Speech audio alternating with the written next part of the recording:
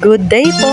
Andito kami sa place ng friend ko, kay Julie. Dito kasi ang meeting place namin. Ito na ang last day ng aming caroling. At alam niyo bang napakaswerte talaga namin? Naumpisahan kasi nung first day of caroling. Hindi pa kasi kami nag-uumpisa, may mga nagbuena mano na. Ang dalawang tita ko at syempre ang aming admin. At nangyari na naman ngayon, hindi pa kami nag-uumpisa, may tukay na kaming hawak. Yung kabayo at barita ng ruta namin ngayon.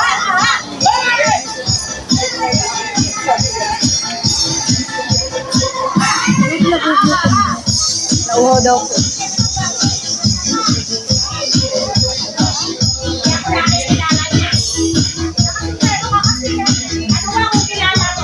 At itong anak ko kahit malayo ang lalakarin, hindi nagpaiwan.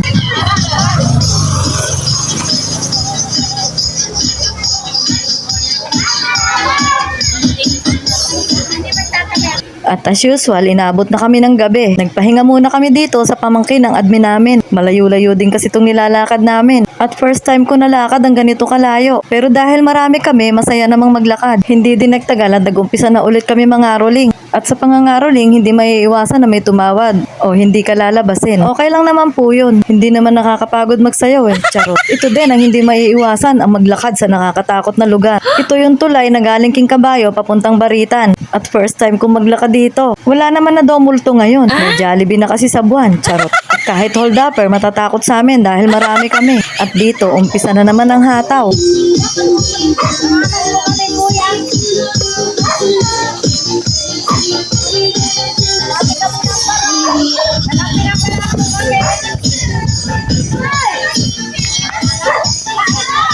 Galing.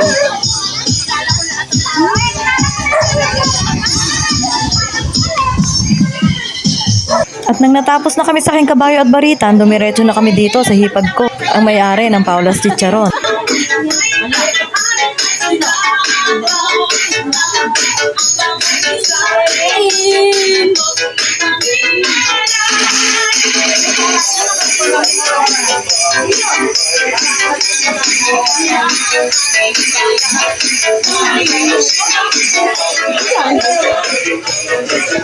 At eto na nga, nagbigay na ang kuya ko ng kulay blue. Yes!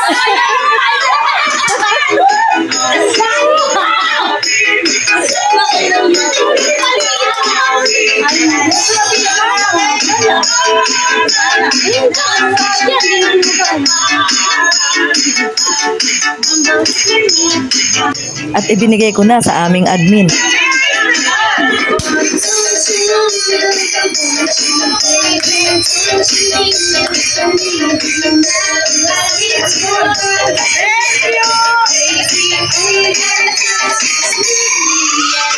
At hindi lang yun, binigyan pa kami ng juice at mga chicharon. Maraming salamat, Ate Cecil. Sobrang saya na naman namin magkakasama dahil naka 11K ulit kami. O paano guys, hintayin nyo na lang ang Christmas party namin ha. See you on my next vlog. Bye!